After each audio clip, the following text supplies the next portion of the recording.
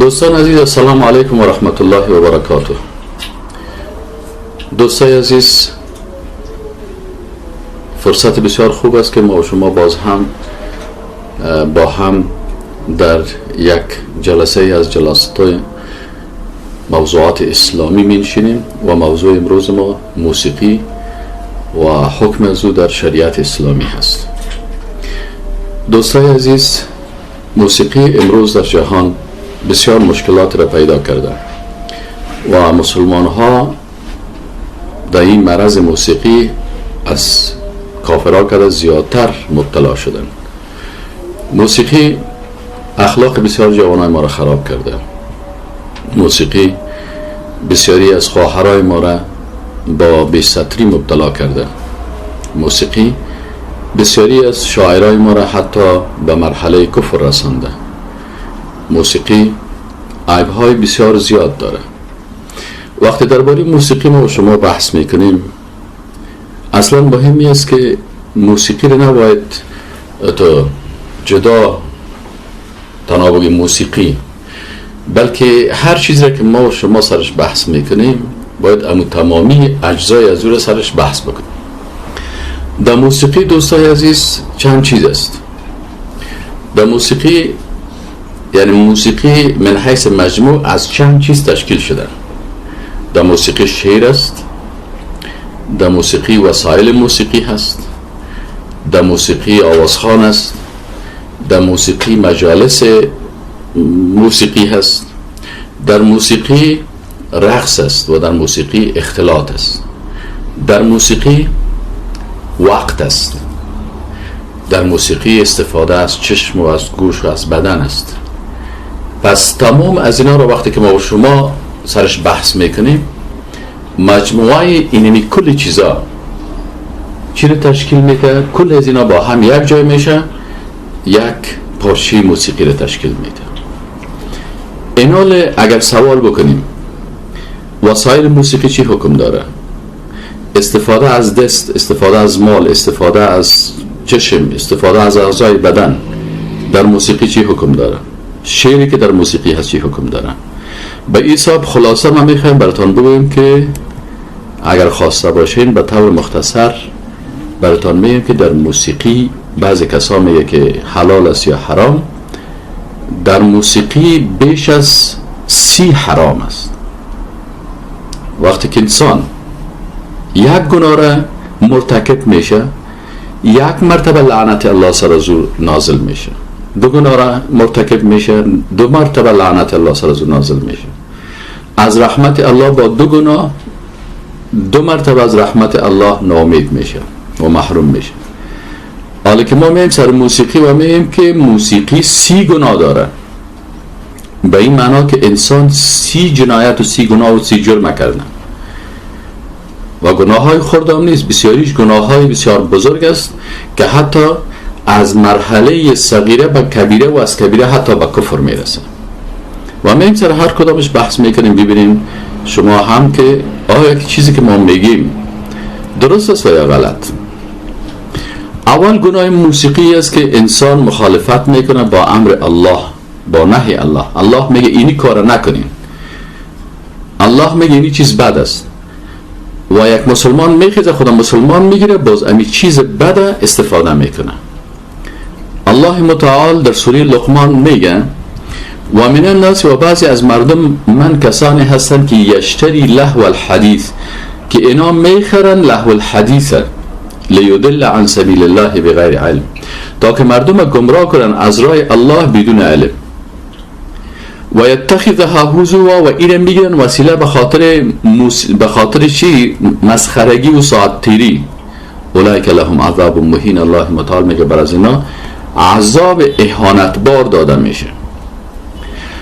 حالا ما امین لهو الحدیث که میخوایم بفهمیم قرآن باید به فهم کی بفهمیم؟ به فهم اصحاب رسول الله صلی الله علیه و سلم. یکی فهم ما هست، یکی فهم صحابه هست. ما خلف هستیم، اونا سلف ماست. وقتی میخوایم به فهم صحابه که اونا قرآن چه قسم فهمیده بودن که شاگردای مستقیم رسول الله صلی الله علیه و سلم بودن، میخوایم به فهم از اونا بفهمیم کمی آیت اونا چه قسم تشریح میکنه.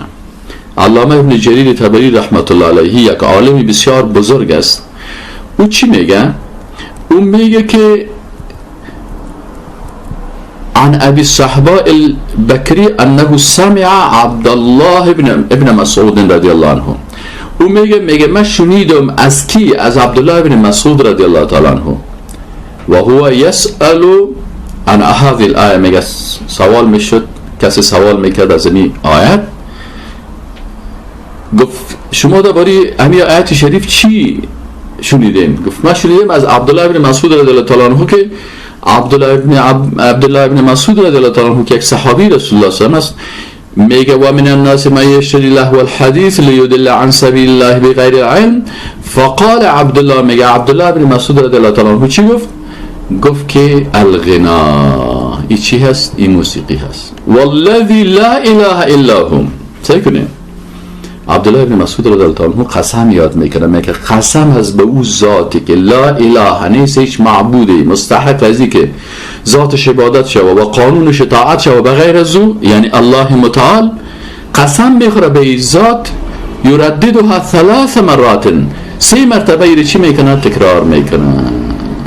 پس اینجا چی هست؟ که عبدالله ابن مسعود رضی الله تعالی عنه قسم یاد میکنه که منظور از لهو الحدیث چی هست؟ موسیقی هست.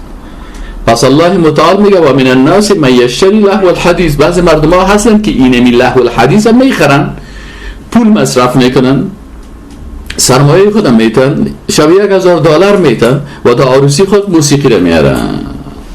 چرا؟ لیضل عن سبیل الله بغیر علم، تا مردم گمراه بکنن از راه الله بدون علم. نمیخواین که قرآن درست بفهمن یا نمیفهمن یا برشان گفته نشدن. پس اینا با اینمی بیدانشی و بی‌علمی خود پولهای خود مصرف میکنن. به خاطر چی؟ به خاطر موسیقی. پس لهو الحدیث چی هست؟ بالاخره به خاطر عیاشی و به خاطر بیدینی و به خاطر ساتیری در مجالس خود ساز میرن و موسیقی را یا چی میکنن؟ استفاده میکنن. یکی از گناه های خطرناک چی هست؟ گناه خطرناک موسیقی هست. خب گناه دیگه موسیقی چی هست؟ الله را ناراض شد. گناه دومی چی هست؟ ناراض ساختن رسول الله صلی الله علیه و سلم. رسول الله صلی الله علیه و سلم چی میگن؟ امام بخاری از ابی مالک اشعری رضی الله تعالی عنه روایت میکنه که رسول الله صلی الله علیه و سلم فرمود لا یکونن من امتی اقوام. رسول الله صلی الله علیه و سلم میگه که در امت ما یک تعداد مردمای پیدا میشن. چی کس دارن؟ چی کمال دارن؟ یستحلون الحر والحریر والخمر والمعازف. حر، حریر، خمر، معازف، 4 چیز حرام است. در آخر زمان کسایی پیدا میشن که اینی 4 چیز را که الله و رسولش را حرام کردن و اینایی را چی میگن؟ میگن حلال است. یستحلون الحر. حر چی را میگن؟ حر یعنی زنا را میگن حلال است. رفیق بازی حلال است. الله میگه شما مرد مسلمان با زن مسلمان روابط مخفی نداشته باشه، ولا متخذات اخدان، بای فرند و گرفرند نداشته باشه، یا میگه نباید باشه. به نام شب عاشقا حتی تجلیل میکنن. اینال الله متعال میگه که ولا تقربوا الزنا، حتی با زنا نزدیک نشین. که زن نامحرم دست نتید، که زن نامحرم خلوت نکنین، که زن نامحرم مذاق نکنین، که زن نامحرم مجلس نکنین. با زن نامحرم اگر ضرورت میشه در خرید، فروش یا دکتر یا نیگپا به اندازه ضرورت، او هم در موجودیت محارمش. حالا با زن نامحرم تلفنی ارتباط گرفتن، با زن نامحرم قصه کردن، با زن نامحرم نزدیک شدن، با زن نامحرم دست دادن، رقص زن نامحرم دیدن، با زنای نامحرم در بسیاری مجالس که ببینی رقصیدن، اینال کل زیر چی هست؟ نزدیکیست به زنا. در آخر زمان میگه یک تعداد کسا پیدا میشن که خدا مسلمان میگن لکن یا کافر میشن. چرا کافر میشن؟ که چیزی که الله حرام کرده او را حلال میسازن، مثل علماء یهود. والحریر، رسول الله صلی الله علیه و گفته در دست خود ابریشم گرفت، در دست خود و طلا را در دست دیگه خود گرفت. گفت این طلا و این ابریشم بر مردهای امت ما حرام است. اگر خانم ها ابریشم استفاده میکنن مشکل نداره، خانم ها طلا استفاده میکنن مشکل نداره، اما برای مردهای امت اسلامی اردوش حرام.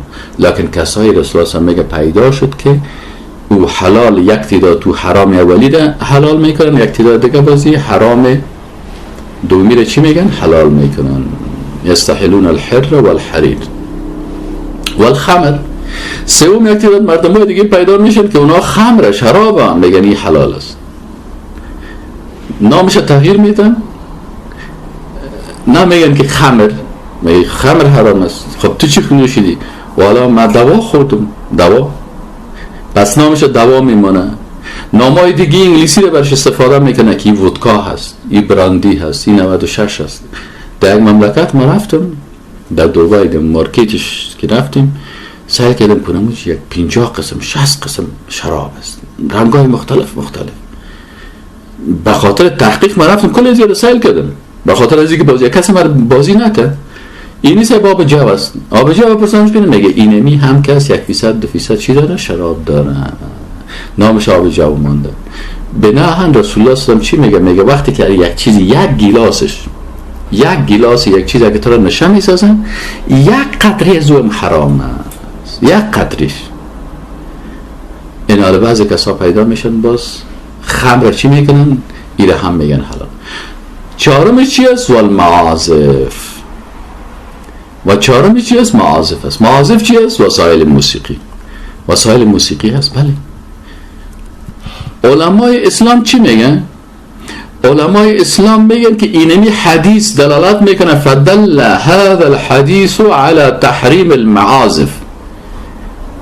بمعازف والمعازف هي آلات اللهو عند اهل اللغه. میگه مردمای زبان شناس کسای که عربی رو میفهمن اینمی رو آلات اللهو برای چی میگن؟ اینمی موسیقی، وسایل موسیقی رو معازف میگه.